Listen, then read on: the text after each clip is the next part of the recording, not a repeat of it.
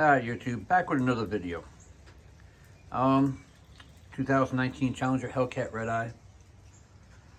It's only got, what, 25,000 miles on the thing. I actually considered trading it in. Yep, I'll probably maybe get an electric car.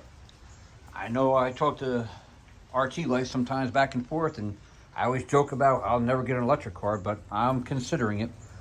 Gotta go with more money into the thing again. All right, we just sent it back to the performance shop because I lost supercharger power.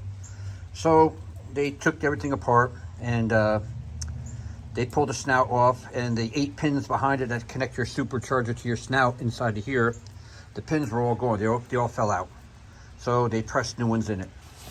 Well, now I got a noise inside my snout. It sounds like that. I use a couple different tools. I got one is like the old doctor thing you put on there. It's a little metal rod. And the farther I come forward, I can hear it up in here, mostly right in here. But if I replace that and it's not the problem, I'll have to remove everything all over again and do the bearing inside the supercharger. A couple companies say they can do it. A couple companies say you don't have to do the back one because it's packed in oil. I get like 4 different things from 4 different people that all do this kind of work.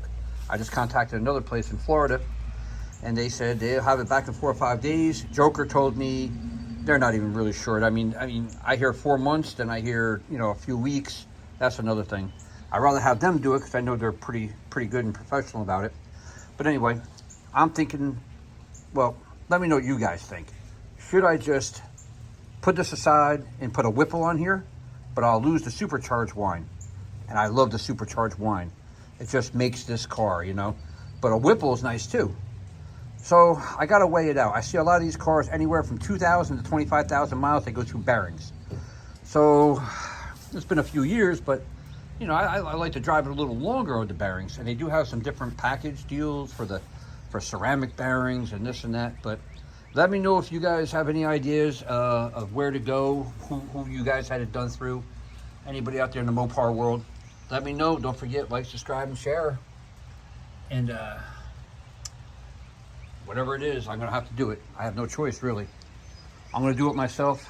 I'm just going to leave it in here and for however long I need to. All right, again, don't forget, like, subscribe, and share.